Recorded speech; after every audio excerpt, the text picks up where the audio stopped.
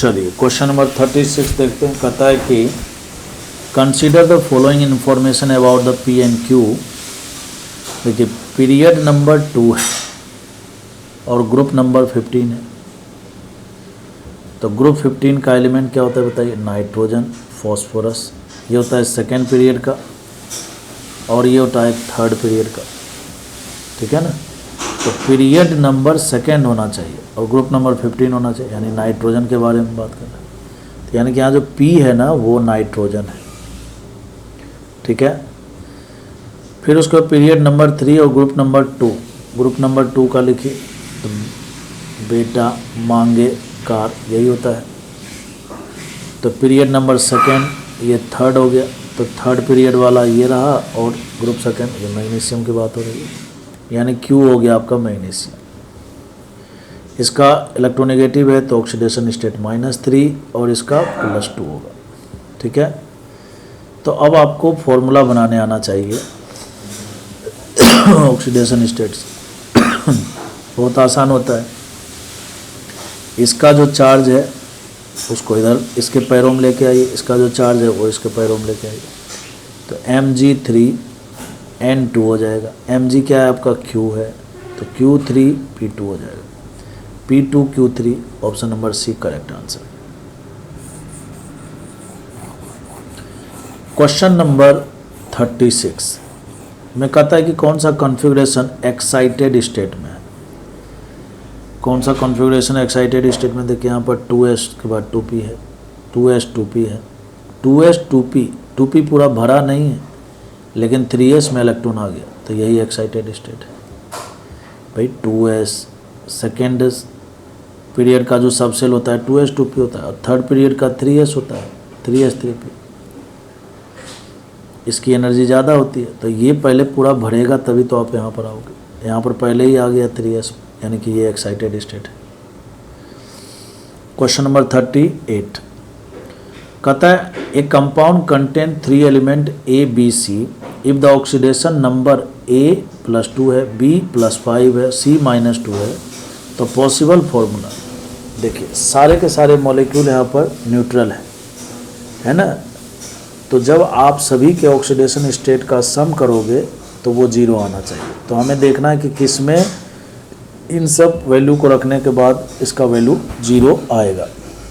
देखिए A है +2, तो +2 × 3 कितना हो गया? 6 हो गया, प्लस ब्रैकेट के अंदर चलिए B4, B है 5, 5 × 4 20 हो गया। C कितना है? -2 है, का होल ट्वाइस, तो ×2 कर दो। क्या ये 0 हो रहा है? क्या ये 0 हो रहा है? नहीं हो रहा, गलत हो गया, पहला गलत हो गया। उन सभी वैल्यू को रखने के बाद 0 आना चाहिए। अब A में रखिए 3, यहाँ पर A3 है, एक जगह पर +2 रखिए, +2 × 3 +6 हो गया, 6 प्लस ब्रैकेट कीजिए, ब्रैकेट में B लीजिए 5, C 4 है तो -2 × 4 तो -8 हो जाएगा, का होल ट्वाइस है × 3, 5 - 8 होगा -3 × 2 -6, तो 6 - 6 यहाँ पर देखिए 0 बन रहा है। करेक्ट आंसर यही हो जाएगा। ऐसे आपको थर्ड में भी चेक करना चाहिए, थर्ड में भी चेक करना चाहिए।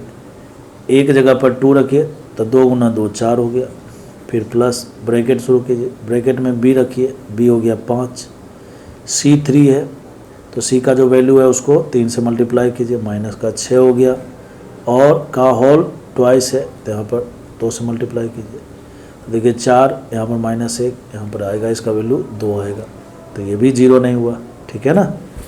तो इस तरह से आप चेक करोगे, इसको भी चेक कर लेना, करेक्ट आंसर B हो जाएगा।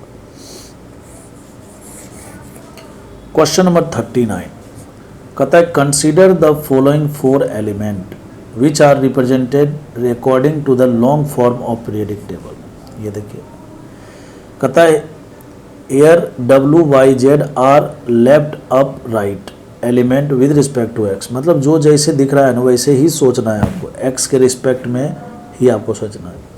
कहता है x belongs to group 16, group 16 मतलब ऑक्सीजन वाला है, ऑक्सीजन ओल्ड स्टाइल से टिपो लवेस, यही होता है। तो देखिए कहता है ग्रुप 16 का और थर्ड पीरियड का है, तो ये सेकेंड पीरियड, ये थर्ड पीरियड, तो ये सल्फर की बात हो रही है। एक्स आपका सल्फर है, तो पता चल चुका है एक्स आपका सल्फर है। फिर उसके बाद ठीक बगल वाला बताइए क्या होगा, क्लोरीन होगा। उससे ठीक पहले वाला क्या होगा, फॉस्फोरस होगा। ठीक ऊपर वाला क्या होगा, ऑक्सीजन होगा। ये रहा, सब कुछ पता चल गया। एक्स हो गया सल्फर, वाई हो गया ऑक्सीजन, है ना, जेड हो गया आपका क्लोरीन, और डब्लू हो गया आपका फॉस्फोरस। सब कुछ पता लग गया। अब आ जाइए क्वेश्चन में।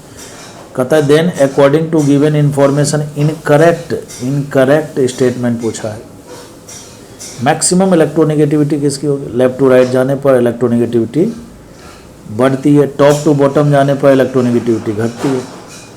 तो सबसे ज़्यादा इलेक्ट्रोनेगेटिविटी इन सब में, ठीक है ना, इन सब में किसका होगा, ऑक्सीजन का होगा। तो वाई सही दे रखा है। मैक्सिमम कैटिनेशन मतलब सेल्फ लिंकिंग प्रॉपर्टी, सबसे ज़्यादा कैटिनेशन होता है कार्बन की, है ना। इन चारों में सबसे ज़्यादा कैटिनेशन किसका होगा, तो सल्फर का। सल्फर बनाता है S8 मॉलिक्यूल बनाता है ना, ठीक है ना। तो इन चारों में सबसे ज़्यादा कैटिनेशन सल्फर का है। क्या X इक्वल टू सल्फर है, हाँ है, तो सही है।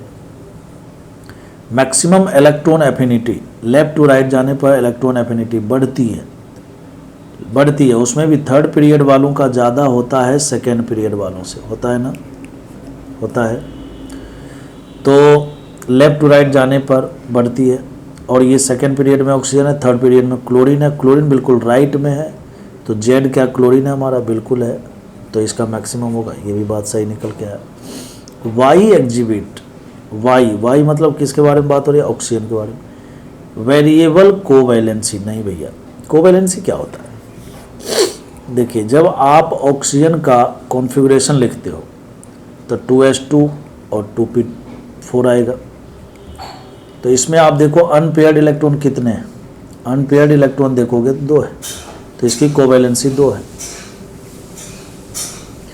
क्या इसकी और कुछ कोवैलेंसी हो सकती है, तो इसके लिए आप इसका एक्साइटेड स्टेट में कॉन्फ़िगरेशन लिखिए।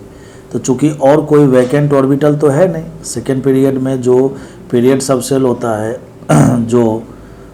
जो सबसेल है वो S और P ही होता है। समझ में आ रहा है क्या। थर्ड सेल में फिर भी SP-D होता है, सेकेंड सेल में तो केवल S और P ही होगा। तो यहाँ पर एक्साइटेशन तो होना नहीं है, इसका मतलब और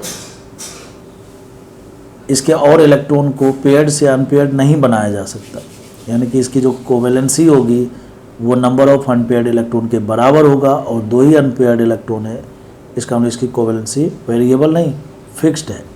तो ये इनकरेक्ट पूछा था, तो यही इसका करेक्ट आंसर हो जाएगा, ठीक है।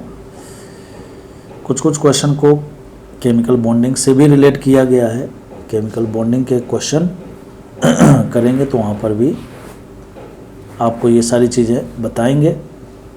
और फिलहाल अभी जहाँ जहाँ ज़रूरत पड़ती है, जो टर्म आता है जैसे आता है, वहाँ पर मैं आपको डिटेल में समझाने का कोशिश करता हूँ, क्योंकि केवल क्वेश्चन बताना मकसद नहीं है, मकसद है कि आपके कॉन्सेप्ट भी क्लियर होने चाहिए।